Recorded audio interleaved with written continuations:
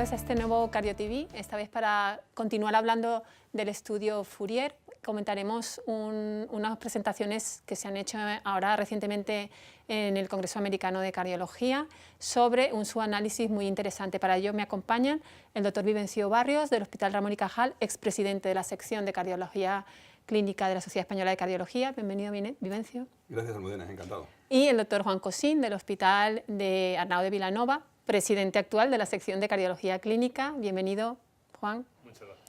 Y nada, sin más, yo creo que vamos a comentar un poco, quizás hacer una breve introducción sobre los resultados del estudio Fourier que se presentó, como todos sabéis y habréis leído ya en marzo de este año en el American College, en el que sí se demostró que el Volocumab en pacientes de alto riesgo con cardiopatía, con enfermedad cardiovascular, tenían una reducción, producía un impacto en la reducción de eventos cardiovasculares mayores de forma significativa.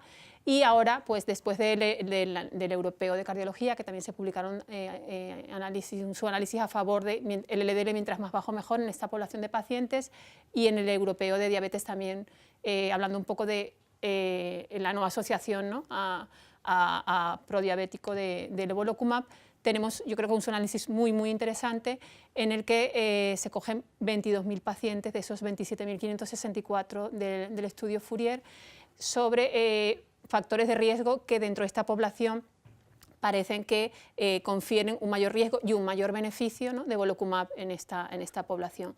Quizás el primer grupo a comentar, Vivencio, un poco quería saber tu opinión sobre ese grupo de pacientes que se dividen entre pacientes que han tenido el infarto agudo de miocardio 2 años antes o más de 2 años, ¿no? Pues así es, Almudena. Realmente, la mayor parte de los pacientes del Fourier son pacientes con infarto de miocardio, son pacientes con cardiopatía isquémica. Como tú muy bien has señalado, prácticamente casi 3/4 partes de los pacientes del Fourier son pacientes con enfermedad coronaria. Y dentro de los pacientes con enfermedad coronaria, con infarto de miocardio, establecen diferentes grupos de alto riesgo. Y uno de ellos es según el tiempo de duración, el tiempo de evolución del infarto de miocardio. Así se ve que los pacientes que han tenido un infarto de miocardio en menos de 2 años son pacientes de mucho más riesgo que aquellos que tienen una historia de infarto de miocardio de más de 2 años. En la diapositiva se puede observar cómo los pacientes que tienen un infarto de miocardio de menos de 2 años tienen muchos más eventos que los pacientes que tienen más de 2 años de evolución. Y la primera imagen lo que nos traslada es que realmente esos pacientes, como insisto, son de más riesgo. Pero en cualquiera de los dos grupos de pacientes, el tratamiento con el Volocumab es satisfactorio y es beneficioso desde el punto de vista de reducción de riesgo. Por tanto, incluso en los pacientes con más tiempo de evolución, los resultados de Volocumab son positivos. Pero si vamos específicamente al grupo de más riesgo, el resultado todavía es mucho más beneficioso. Por tanto, el mensaje sería, ante un paciente con un infarto reciente, que va a tener mucho mayor riesgo de tener un evento cardiovascular, realmente el tratamiento ha de ser mucho más intensivo y mucho más precoz para conseguir unos objetivos de LDL que le permitan al paciente tener un mejor pronóstico. Por tanto, el tratamiento con el Volocumab sería especialmente justificado en los pacientes con un infarto más reciente. Sobre estos resultados, no sé si os llama la atención, os habíais preguntado, porque yo creo que siempre existió la duda sobre, teniendo ahora además otro estudio, él lo dice que saldrá probablemente en marzo del año que viene, con una población, digamos, con un infarto más reciente, ¿no? Había pues teorías de que al principio, los primeros meses, el primer año, el impacto de la reducción de colesterol no iba a tener un beneficio tal porque, digamos, que pesaba más la carga trombótica y ahí el tratamiento antitrombótico iba a tener más impacto sobre el beneficio. No sé qué opináis, Juan. Yo creo que es muy importante, a ver, el primer año postinfarto es un tiempo de mayor riesgo de nuevos eventos, ¿no? Pero eso no quita que luego nos tengamos que olvidar los pacientes, porque hay esa tendencia, nos centramos solo en el primer año y luego ya las medidas de prevención secundaria parece que se relajan. Y yo creo que es muy importante incidir en el primer año, es muy importante fijarnos en los aspectos antitrombóticos, como has dicho. Es también importantísimo, como se ha visto en este nuevo subanálisis, que es muy importante bajar el colesterol muy intensamente. Cuanto más lo bajemos, menos riesgo de eventos vamos a tener, pero esto no debe servir como motivo para relajarse más allá del primer año. Yo creo que es todo importante, tal vez ese primer año o esos 2 primeros años, que es lo que estudiaba este subanálisis, hay que ser especialmente cauto y ser muy estricto, pero no relajarse después de esos 2 primeros años.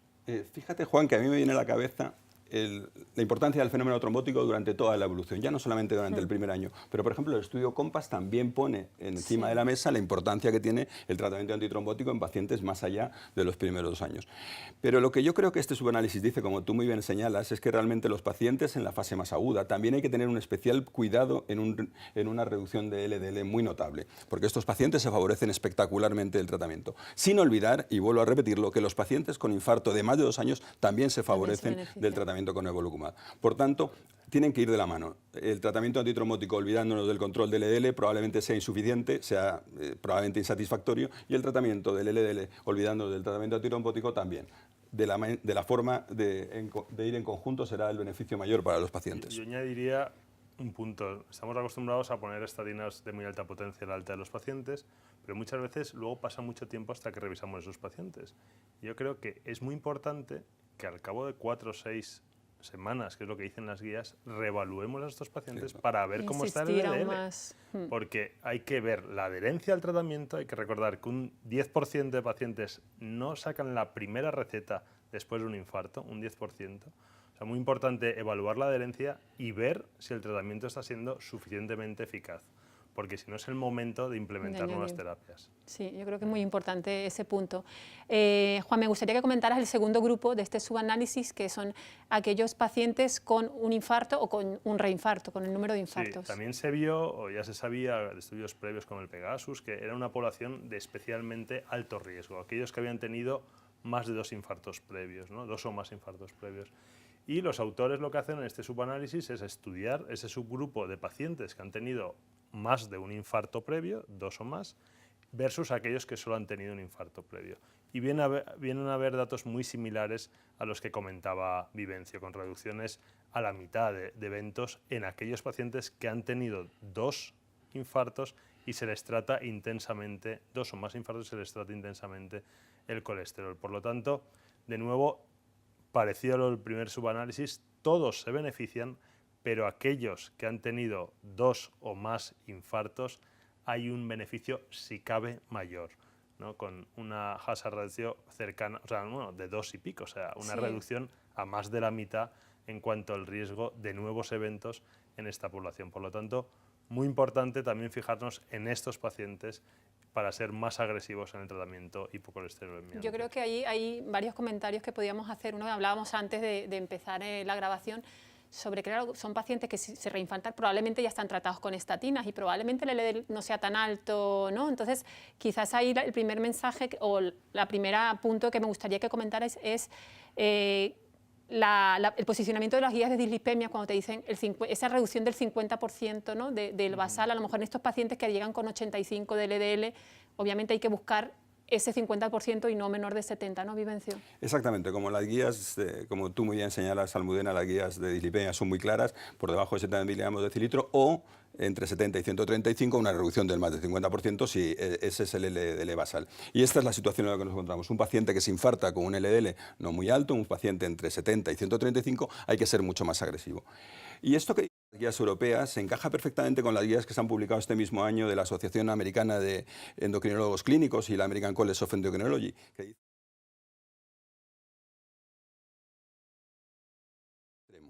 y uno de estos riesgos extremos son aquellos pacientes que tienen enfermedad cardiovascular a pesar de tener un LDL por debajo de 70 miligramos de decilitro.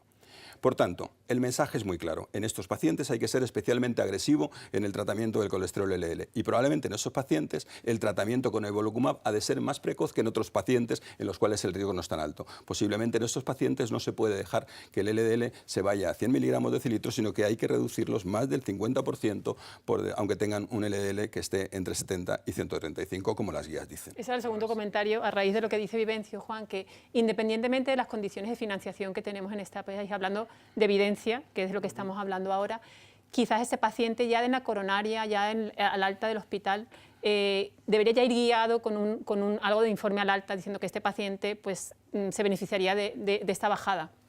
Totalmente de acuerdo. Esos pacientes que ya ingresan por un segundo infarto es que algo ha fallado después del primero, ¿no? Precisamente lo que queremos con la prevención secundaria es evitar ese segundo infarto. Y uno de los aspectos que tenemos que cuidar mucho es el colesterol LDL, ¿no? Por lo tanto, sería muy importante que cuando un paciente haya tenido un infarto, tanto en el informe de alta, en la explicación al paciente, en la explicación con el médico de atención primaria, seamos muy claros en darle la importancia que se merece al LDL y fijarnos que tenemos nuevas herramientas que podemos utilizar, que debemos utilizar cuanto antes para que ese LDL esté lo más bajo posible el mayor tiempo posible. De hecho, en el europeo se presentaron los datos de que los pacientes que menos riesgo de eventos tenían eran los que tenían los niveles de colesterol más bajos, incluso por debajo o niveles de 10 miligramos de decilitro.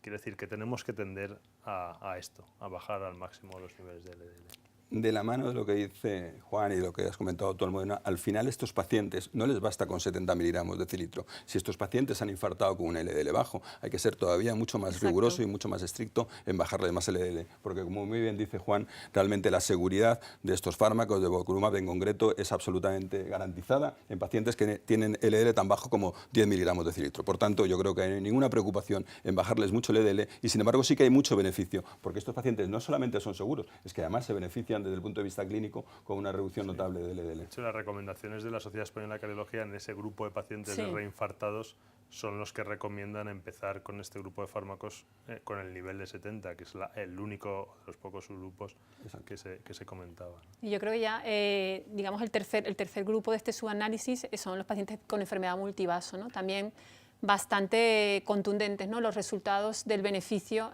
a favor del impacto del Evolocumab en este grupo de pacientes. Vivencio. Gracias, Almudena. Fijaros, Fourier incluye pacientes con enfermedad coronaria. Se hace un subanálisis de los pacientes con enfermedad arterial periférica, que son un grupo relativamente pequeño. Sorprendentemente, los pacientes con enfermedad arterial periférica tienen más eventos cardiovasculares que los pacientes incluso con enfermedad coronaria. Uno podría especular si es probablemente por un peor control de factor de riesgo. No voy a entrar en eso, pero lo que sí que es verdad es que se vio que tenían más eventos cardiovasculares los pacientes con enfermedad arterial periférica que los pacientes incluso con enfermedad coronaria. Y eventos cardiovasculares desde el punto de vista coronario. Pues bien, en estos pacientes con enfermedad arterial periférica, los resultados de Evolocumab fueron aún más espectaculares, con una reducción de riesgo muy notable.